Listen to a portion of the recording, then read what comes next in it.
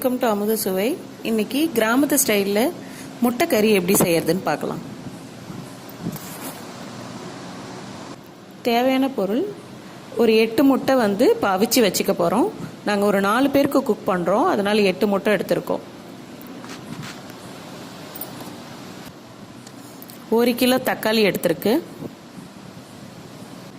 இதை போல் நல்லா பொடியை நறுக்கி வச்சுக்கணும்.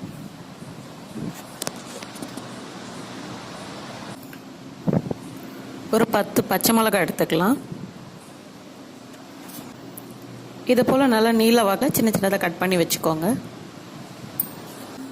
ஒரு 1/4 கிலோ வெங்காயம் எடுத்துக்கலாம். வெங்காயம் இந்த மாதிரி நல்லா பொடியை நறுக்கி வச்சுக்கோங்க. ஒரு பூண்டு உரிச்சு நசுக்கி வச்சுருக்கோம். கொஞ்சம் கருவேப்பிலை,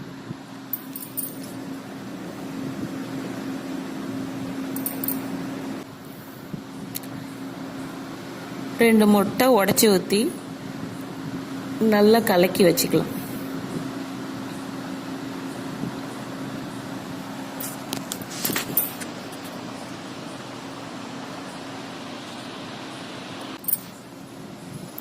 கடாய் நல்லா ஹீட் ஆனதும் ஒரு 4 டேபிள் ஸ்பூன் எண்ணெய் ஊற்றிக்கோங்க.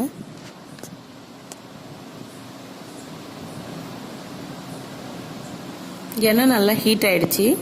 இப்போ ஒரு டேபிள் ஸ்பூன் கடுகு போட்டு தாளிச்சுக்கலாம்.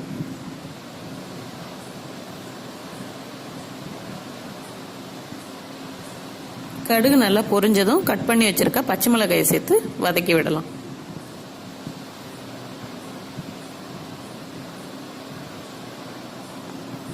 கருவேப்பிலையும் சேர்த்து நல்லா வதக்கி விடுங்க.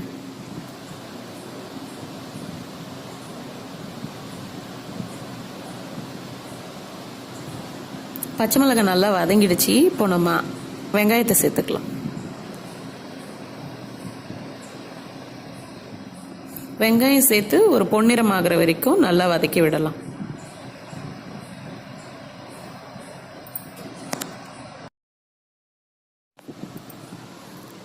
வெங்காயம் நல்லா வதங்கிடுச்சு. இப்போ பூண்டு சேர்த்து நல்லா வதக்கி விடலாம்.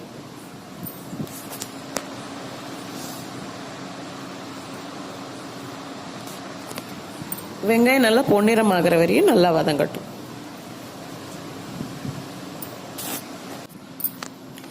இப்போ பாருங்க, வெங்காயம் நல்லா வதங்கிடுச்சு. வெங்காயம் வதங்கின பிறகு நம்ம தக்காளி சேர்த்துக்கலாம். தக்காளி நல்லா வேகணும், அதுக்கு சிம்ல வச்சுக்கோங்க. சிம்ல வச்சுட்டு நல்லா மூடி போட்டு ஒரு 10 இல்லை 15 நிமிஷம் நல்லா வேக வைக்கலாம்.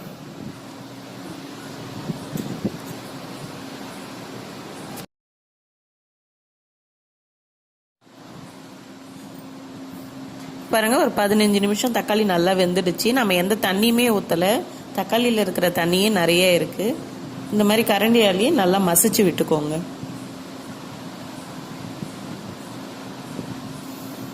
தேவையான அளவு உப்பு சேர்த்துக்கலாம்.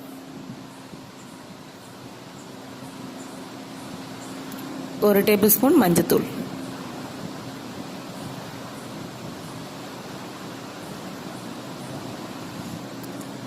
நல்லா இந்த கரண்டியாலே நல்லா மசிச்சு விட்டுக்கலாம்.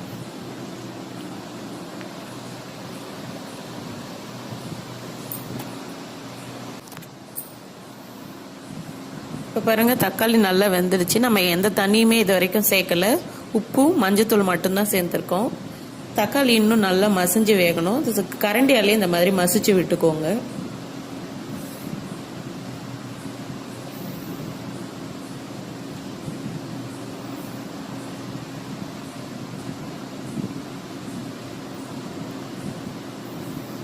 தக்காளி முழுசா இல்லாத மாதிரி நல்லா மசிச்சு விட்டுக்கலாம்.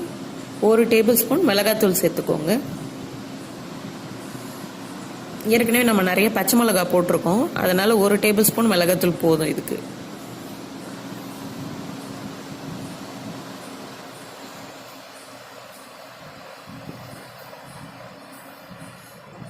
ஏற்கனவே தக்காளியில் இருக்கிற தண்ணியே போதுமானதாக இருக்கும்.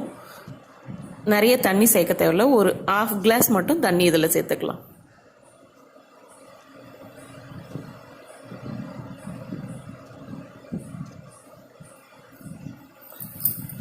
இந்த 1/2 கிளாஸ் தண்ணியே போதுமானது. இப்போதைக்கு இதை மூடி ஒரு 10 நிமிஷம் வேக வைக்கலாம்.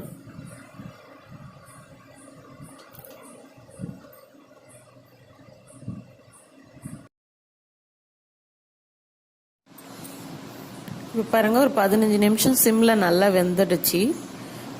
இந்த மிளகாத்தூள் வாசனையெல்லாம் போய் நல்லா இருக்குது. இப்போ அந்த உடச்சி வச்சுருக்க முட்டையை வந்து நம்ம இதில் சேர்த்துக்கலாம்.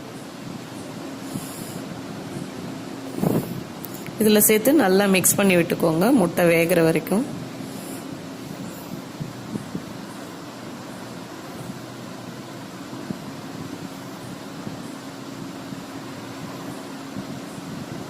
இந்த முட்டையோட பச்சை வாசனை எல்லாம் போகட்டும். நம்ம ஒரு 10 நிமிஷம் மூடி வச்சு நல்லா கொதிக்க விடலாம்.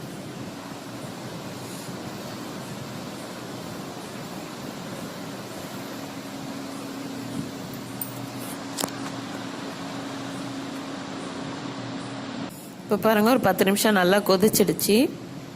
முட்டையெல்லாம் நல்லா வெந்து இருக்குது. இப்போ வந்து நம்ம அந்த பாயில் பண்ணி வச்சுருக்க முட்டையை வந்து இந்த மாதிரி கட் பண்ணி குழம்புல சேர்த்துக்கலாம். வேக வச்ச முட்டையை இந்த மாதிரி கட் பண்ணி இதில் சேர்த்துட்டு நல்லா கலந்து விட்டுக்கோங்க. ஒரு 5 நிமிஷம் கொதி வரட்டும். கொதி வந்ததும் இறக்கிடலாம் நாம்.